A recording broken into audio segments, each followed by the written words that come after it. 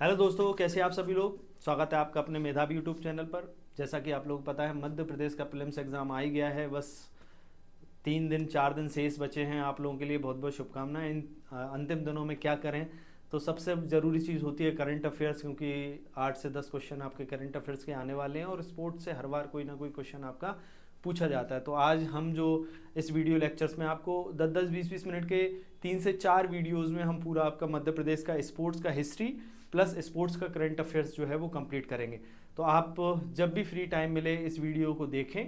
Short short में हम आपको इसके वीडियोस में हम आपको बताने वाले हैं मध्य प्रदेश के स्पोर्ट्स के बारे में। ठीक है, तो मध्य प्रदेश के स्पोर्ट्स की बात कर लेते हैं। तो मध्य प्रदेश की स्पोर्ट्स की थोड़ा सा हिस्ट्री जान लेते हैं। क्या हिस्ट्री है कि मध्य प्रदेश में स्पोर्ट्स की शुरुआत कहाँ से हुई। देखिए, अंग्रेजों के टाइम की बात करते हैं हम, तो हमारे यहाँ पर मध्य प्रदेश में टेनिस कोर्ट की शुरुआत की गई। टेनिस कोर्ट बनाया गया। एक टेनिस कोर्ट कहाँ पर बनाया गया, तो टेनिस कोर्ट आपका सतना जिले में बनाया गया। ठीक है, और ये किसके द्वारा बनाया गया, लॉर्ड डफरिन के द्वारा। कुछ हिस्ट्री से क्वेश्चन आते हैं, पहले पूछेगा मध्य प्रदेश में पहला टेनिस कोर्ट कहाँ बनाया गया, तो मध्य प्रदेश में पहला टेनिस कोर्ट सतना जिले में बनाया गया। किसके द्वारा, लॉर्ड डफरिन के द्वारा। ठीक है ना, कब की बात है, 1888 की बात है। ठीक है, तो ये कुछ हिस्ट्री है।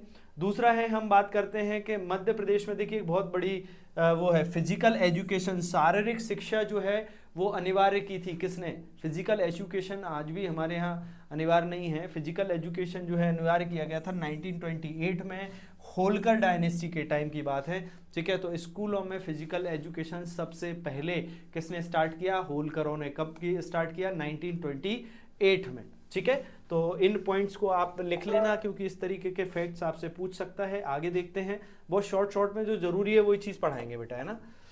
देखो अब हम सबसे पहले बात कर लेते हैं, मध्य प्रदेश में एक स्पोर्ट्स ले लेते हैं जिसका नाम है क्रिकेट।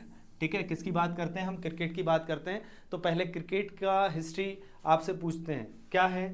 देखिए, मध्य प्रदेश में क्रिकेट की शुरुआत कब हुई, 1890 में। 1890 में क्रिकेट की शुरुआत की गई। ठीक है, और इसके लिए क्लब बनाया गया, उसका नाम था पारसी क्लब। ये क्वेश्चन पहले भी एमपीपीएससी पूछ चुका है, इसलिए आपको इसको याद रखना है। सबसे पुराना क्रिकेट क्लब जो है मध्य प्रदेश का, वो कौन सा है, वो है आपका पारसी क्रिकेट क्लब। सबसे पुराना क्रिकेट क्लब कौन सा है, पारसी क्रिकेट क्लब। ये आपको याद रखना होगा। ठीक है ना, तो पारसी क्रिकेट क्लब जो है ये पहला क्रिकेट क्लब है।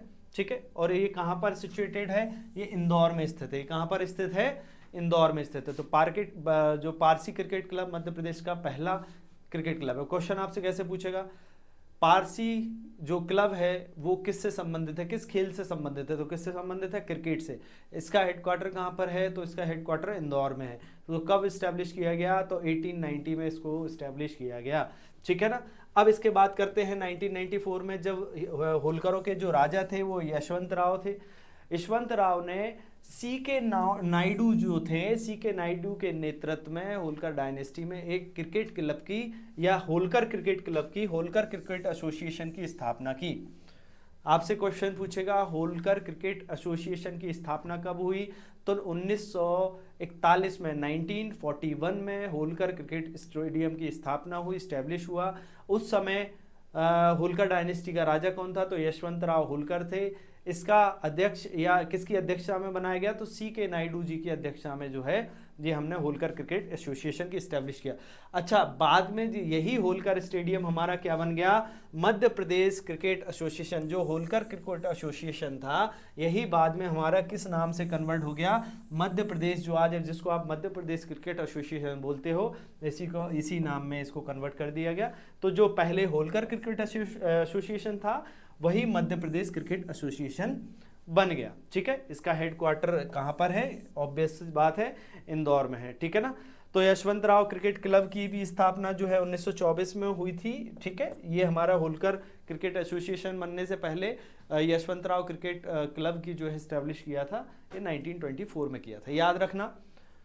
सी के नायडू की अध्यक्षता में होलकर क्रिकेट एसोसिएशन बनाया, और वही बाद में क्या हुआ, मध्य प्रदेश क्रिकेट एसोसिएशन में कन्वर्ट हो गया। और इसका हेडक्वार्टर कहाँ पर है, तो मध्य प्रदेश क्रिकेट एसोसिएशन का जो हेडक्वार्टर है वो कहाँ पर है, आपका इंदौर में है। ये क्वेश्चन आपको याद रखना है। तो ये क्रिकेट के बारे में हम याद कर लेते हैं ये सारी चीज़ें।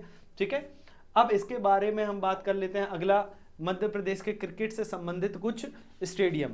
देखिए सबसे पहले देख लेते हैं हम रूप सिंह स्टेडियम। रूप सिंह स्टेडियम कहाँ पर है? तो रूप सिंह, ये क्वेश्चन पूछ चुका है एमपीपीएससी, सारे क्वेश्चन पूछा है, यहाँ से क्वेश्चन पूछता है, ठीक है ना। तो रूप सिंह क्रिकेट स्टेडियम है, ये कहाँ पर है? आपका ग्वालियर में स्थित है, ठीक है। अब रूप सिंह कौन थे? रूप सिंह जो थे वो एक हॉकी प्लेयर थे, ठीक है ना, हॉकी प्लेयर थे, और इन्हीं के नाम पर जो है रूप सिंह क्रिकेट स्टेडियम है। देखिए प्लेयर हॉकी के थे, तो हमेशा कोई बच्चा ये सोचे कि ये हॉकी स्टेडियम है, नहीं, ये स्टेडियम क्रिकेट का है, वो प्लेयर जो थे वो हॉकी के थे। क्लियर, याद रखना, ठीक है। दूसरा है हमारा नेहरू क्रिकेट स्टेडियम। देखिए नेहरू क्रिकेट स्टेडियम जो है कहाँ पर है? ये इंदौर में है, आपसे पूछेगा, ठीक है, कहाँ पर सिचुएटेड है? इंदौर में है। और एक सबसे ज़्यादा जो है होलकर क्रिकेट स्टेडियम या ऊषाराजे क्रिकेट स्टेडियम, ये हमारा कहाँ पर है? ये हमारा जो है इंदौर में है। यहाँ पर मध्य प्रदेश के सारे नेशनल इंटरनेशनल मैच भी, कई सारे मैच जो हैं वो यहाँ पर होते हैं। तो मध्य प्रदेश में क्रिकेट से संबंधित 3 बड़े स्टेडियम, रूप Singh stadium, Nehru stadium and Holkar stadium. Clear है, इनको याद रखना है आपको, ठीक है। अब कुछ फेमस पर्सनालिटीज के बारे में जान लेते हैं। जैसे हम देखते हैं मुश्ताक अली खान साहब कौन थे? तो मुश्ताक अली जो थे, इनका जन्म जो है कहाँ पर हुआ? मध्य प्रदेश के इंदौर शहर में जो है मुश्ताक अली साहब का जन्म हुआ, ठीक है। आपसे पूछेगा मुश्ताक अली साहब किस खेल से संबंधित थे? तो क्रिकेट से संबंधित थे, ठीक है। इनका जन्म कहाँ हुआ? तो इंदौर में जन्म हुआ, ठीक है। इन्होंने, इनकी खासियत क्या थी? ये पहले ऐसे भारतीय बने जिन्होंने क्या किया? इंग्लैंड में शतक बनाया। मतलब कोई पहले ऐसे भारतीय, आपको क्वेश्चन आएगा कि पहला ऐसा भारतीय जिन्होंने विदेश धरती पर क्या बनाया?